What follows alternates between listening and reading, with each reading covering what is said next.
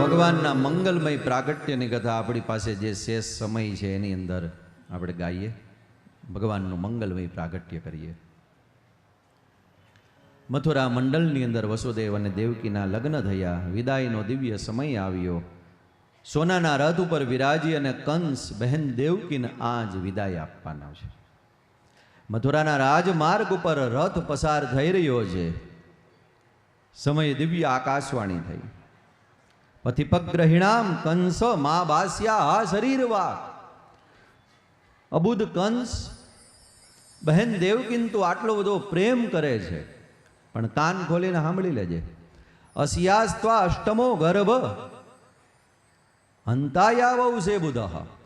અને 8મા પુત્રથી તારું મૃત્યુ થવાનું છે. અને એ સમયે જ્યારે આકાશવાણીના શબ્દને સાંભળે છે, રથની લગામ ખેંચી રથ ઊભો રહી ગયો અને દેવકીનો વધ કરવા માટે આજ તૈયાર થાય છે. વસુદેવજીએ કીધું, અરે બહેન છે, આનો વધ કરીશ તું? અમારા સંસારરૂપી બાગની અંદર જેટલા બાળકરૂપી પુષ્પ પ્રગટ થાય, અમે તને વચન આપીએ છીએ કે તને આપીશું. કંસને એમ થયું કે ભાઈ દેવકીથી મને કોઈ ડર નથી, મારે શા માટે એનો વધ કરવો જોઈએ? કાળ તો એનો દીકરો છે ને, 8મો દીકરો. કહ્યું કાંઈ વાંધો નહીં મહારાજ. વસુદેવ અને દેવકીજીને મુક્ત કર્યા છે. ધીરે ધીરે સમય જવા લાગ્યો. વસુદેવ અને દેવકીજીના દિવ્ય દાંપત્યની અંદર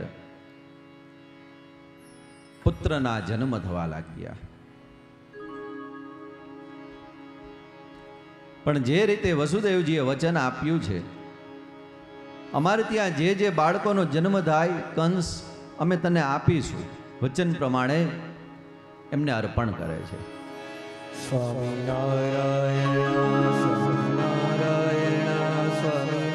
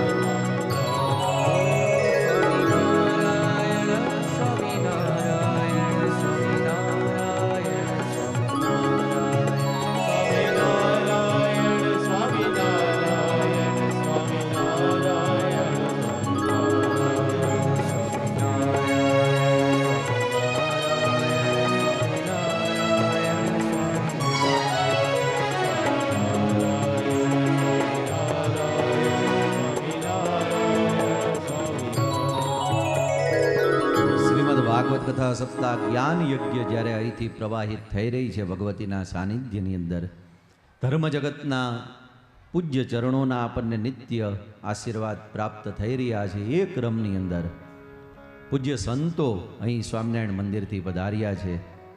પૂજ્ય સંતોના શ્રી ચરણોમાં આપણે ભાવથી પ્રણામ કરીએ, સદૈન્ય દંડવત કરીએ. અને બહુ સાચી વાત છે કે જ્યારે કોઈ સંતની જીવનની અંદર આગમન થાય, સંત પધારે એટલે વસંત આવે છે. અને ભાગવતની વસંત એટલે ભગવાન કૃષ્ણ કે જે પ્રગટ થાય છે. કૃષ્ણસ્તુ ભગવાન સ્વયં, જેને ભાગવતકાર કહે છે. પણ ક્યારે પધારે?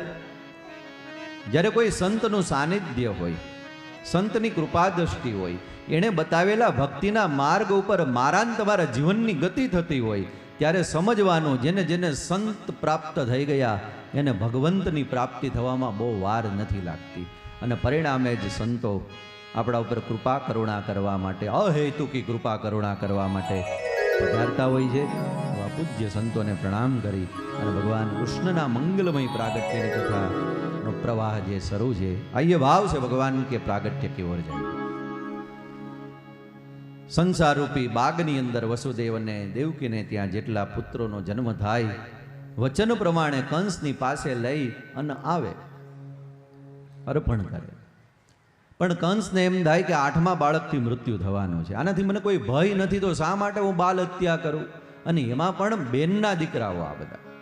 પણ એકવાર કુમતી સૂજી કે વિષ્ણુની આકાશવાણી છે એ માયાવી છે. એમના મંત્રીઓએ કહ્યું, મહારાજ બહુ જોખમ ન લેવાય, આકાશવાણી માત્ર એટલું કહીને ગઈ છે, અસ્યાસ્તો અષ્ટમો ગર્ભના 8મા ગર્ભથી તમારું મૃત્યુ થવાનું. બુદ્ધિથી જો મહારાજ તમે વિચારો ને તો પહેલેથી ગણતા છેલ્લું 8મું બાળક થાય, છેલ્લેથી ગણતા પહેલું બાળક 8મું થાય, વચ્ચેથી ગણતા થાય. આ જોખમ ન લેવાય હો મહારાજ, અમે તો આવું સૂચન કરીએ છીએ. અને ત્યારે એકવાર દેવકીના 6 પુત્રો મામા મામા કરતા કંસની પાસે આવે છે અને નક્કી કર્યું કે કાંઈ આપણે જોખમ નથી લેવું. આમાંથી કયું બાળક 8મું હોય કઈ રીતે ખબર પડે? ખડગ લઈ એક ગાન 2 ટુકડા કરી અને આજ મથુરાનો આ રાજમહેલ છે નિર્દોષ બાળકના રક્તથી રંજિત થયો. મા દેવકી અને વસુદેવજીને જ્યારે ખબર પડી કે આ દુષ્ટ કંસે એક સાથે 6 બાળકોનો વધ કર્યો, જનેતાના રૂપે દેવકીની અસહ્ય પીડા વસુદેવજી આશ્વાસન આપ્યું, દેવી ધૈર્ય ધારણ કરો. આપણે ત્યાં એવું સત પ્રગટવાનું છે અને એ સત પ્રગટ થતા પહેલાની આ સાધના હશે, ધૈર્ય કંધા. ધીરજ ધારણ કરીને નિજેચ્છાત કરીષ્યતિ, એ જે કરી રહ્યો છે ને એની લીલાને જુઓ. ધૈર્ય આપ્યું. ભગવાને યોગ માયાને અહીં પ્રગટ કરી છે. ભગવાન કોઈ પણ પ્રકારનું પોતાનું લીલાનું અત્યંત મહત્વપૂર્ણ કાર્ય કરવા ઈચ્છતા હોય ત્યારે યોગ માયાને પ્રગટ કરે.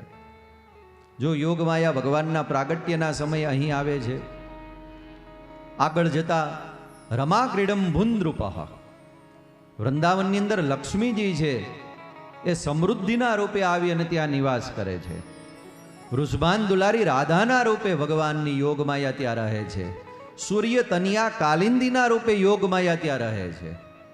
દ્વારિકાની અંદર રૂક્મિણીજીના રૂપે ભગવાનની યોગમાયા છે. ભગવાન અપિતા રાત્રિ, ભગવાનને જ્યારે રાસ રમવો છે શરદની દિવ્ય રાત્રિની અંદર, ત્યારે ભગવાને પોતાની યોગમાયાને કહ્યું, જાઓ શરદની દિવ્ય રાત્રિની અંદર એવો દિવ્ય મંચ બનાવો કે જેના ઉપર હું રાસ લીલા કરી શકું. સ એકાકીન રમતે, ભગવાન એકલા રમણ નથી કરતા. ભગવાનને જ્યારે જ્યારે કોઈ પણ પ્રકારની દિવ્ય લીલાઓ કરવી છે જન્મ કર્મની, એ સમયે ભગવાન એમની ભગવતી છે જે આહલાદીની શક્તિ છે એનું આવાહન કરે છે. યોગ માયા પ્રગટ થયા અને 2 હાથ જોડીને કહ્યું, પ્રભુ આજ્ઞા કરો, શું કરું? અવતાર કાર્યની યોજના છે એ સંભળાવી, આજ સમજાવી.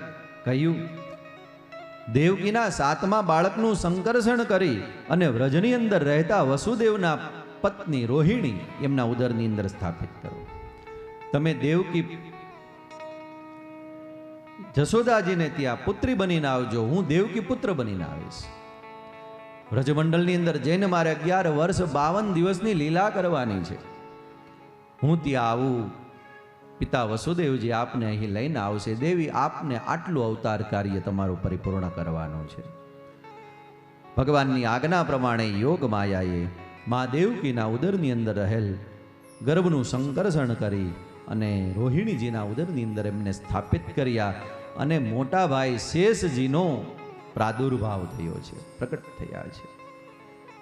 યોગ માયા છે એ યશોદા પુત્રી બને છે અને ભગવાન જગનિવાસ પ્રભુ જગત આખાનો જે નિવાસ છે ને એ દેવકીના ઉદરની અંદર આજ પધારી ગયા. દેવકીજીનું તેજ એટલું બધું વધી ગયું કે હવે તો જે દેવકીને જોવે ને પાક્કું થઈ ગયું કે હવે આવશે ને એ કોઈ સામાન્ય બાળક નહીં, કારણ કે આને ધારણ કરવાથી દેવકીનું તેજ છે અત્યંત વધી ગયું છે. કંસે કહ્યું બધા સાવધાન રહેજો, હવે જે આવશે ને 8મો બાળક છે એ જ મારો કાળ છે. અરે મહારાજ આપ ચિંતા ન કરો, ક્યાંય નહીં જાય તમારો કાળ જન્મીને. આટલો બધો જાપ તો અમે અહીં રાખેલો છે. ધીરે ધીરે સમય જવા લાગ્યો. જગ નિવાસ દેવકી નિવાસ બનેલા છે અને એ સમયે સ્વર્ગના દેવતાઓ આવી અને ભગવાનની ગર્ભ સ્તુતિ કરે છે. શ્રીમદ ભાગવતજીની અંદર અહીં સત્યવ્રતમ સત્યપરમ ત્રિસત્યમ સત્યસ્ય યોનિમ નિહિતમ ચ સત્યે સત્યસ્ય સત્યમૃત સત્યનેત્રમ સત્યાત્મકમ ત્વામ શરણમ પ્રપન્ન. હે ભગવાન, સત્ય સ્વરૂપ, તમારું નામ સત્ય, તમારું ધામ સત્ય, તમારું સ્વરૂપ સત્ય, તમારી લીલા સત્ય. પ્રગટ થઈને પુષ્ટિ લીલા, અનુગ્રહની લીલા તમે જે કરશો તમારી કોઈ લીલાની અંદર અમે કોઈ પણ પ્રકારનો સંદેહ નહીં કરીએ. સત્યાત્મકમ ત્વામ શરણમ પ્રપન્ન. એવા હે સત્ય જેની અંદર પૂર્ણ વિદિત છે, એવા હે નારાયણ અમે આપને પ્રણામ કરીએ છીએ. પૂર્વના સમયની અંદર જ્યારે જ્યારે આ ધરાધામને જે પ્રકારે જરૂર હતી અને પધાર્યા એવા રામને, કલ્કીને, કપિલને, વ્યાસને, નારદને, નૃષિને, મત્સ્યને, કચ્છપને, વરાહને, વામનને, પ્રભુ આપના પૂર્વના સમયમાં થયેલા તમામે તમામ અવતારોને અમે પ્રણામ કરીએ છીએ. અને પુનઃ એ જ અવતાર ભારંભો હરુ યદુ વંદનમ તે, પૃથ્વીના ભારને હરવા માટે પુનઃ એક બાર એવો એક દિવ્ય અવતાર યદુકુળની અંદર થવા માટે જઈ રહ્યો છે. એવા હે યદુનાથ અમે આપને પ્રણામ કરીએ છીએ. સ્વર્ગના દેવતાઓએ સુંદર મજાની ભગવાનની ગર્ભ સ્તુતિ કરી. ધીરે ધીરે સમય જવા લાગ્યો અને ઘેગુર અષાઢ માસનો મંગલમય પ્રારંભ થયો. પ્રતિપદાની તિથિ ગઈ, બીજ આવી. આકાશની અંદર વાદળાઓ બેવડા ત્રેવડા ચોવડા થઈ થઈને ગર્જના કરવા લાગ્યા. સાંબેલાના ધારે વૃષ્ટિ થવા લાગી, નદી નાળા છલકાયા, વનરાજી ખીલી. ચારેય તરફ ઘેગુર અષાઢ મહિનો એનો મંગલમય પ્રારંભ થયો છે કે જે ભગવાનને પધારવા માટેનો નિકટનો સમય છે. પરીક્ષિત, કેવો એ સમય આવ્યો.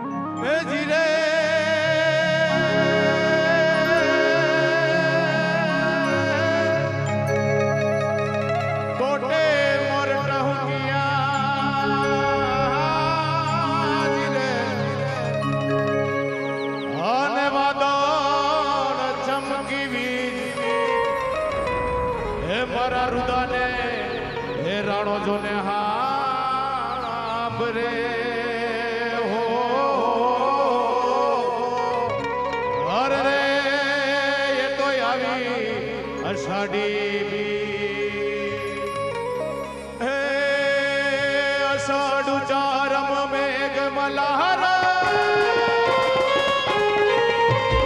અષાઢ ચારમ મેઘ મલ્હારમ બની બહારમ જલધારમ ડકારમ મયુર પુકારમ તડિતારમ વિસ્તારમ નલઈ સંહારમ વ્યાસયમારમ નંદ કુમારમ નિર્ખ્યારી કહે રાધે પ્યારી રે બલિહારી ગોકુળિયાવો ગિરધારી જન ગોકુળિયાવો ગિરધારી જન ગોકુળિયાવો ગિરધારી.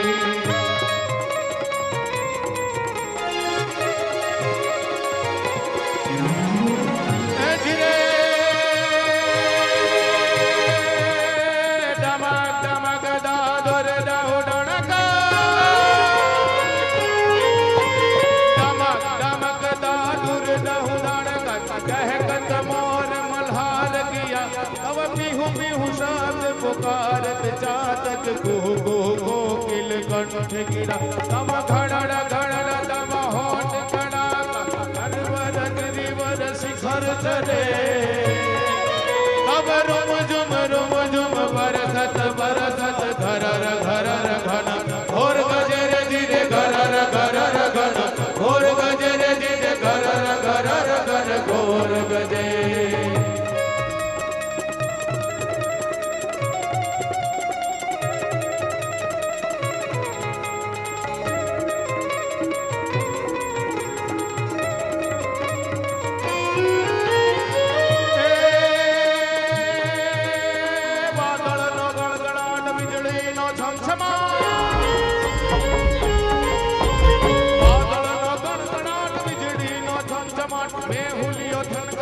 नाचे नाचे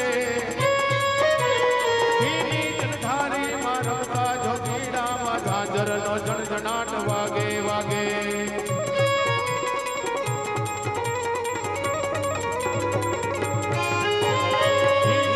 राधा ना दलड़ा मा धमधमाट मिलन नो थनगनाट थाए थाए ए माधव ने मणवा ने चुंदड़ी नो थनगनाट हैया मा तरवराट थाए थाए हे जी हैया मा तरवरा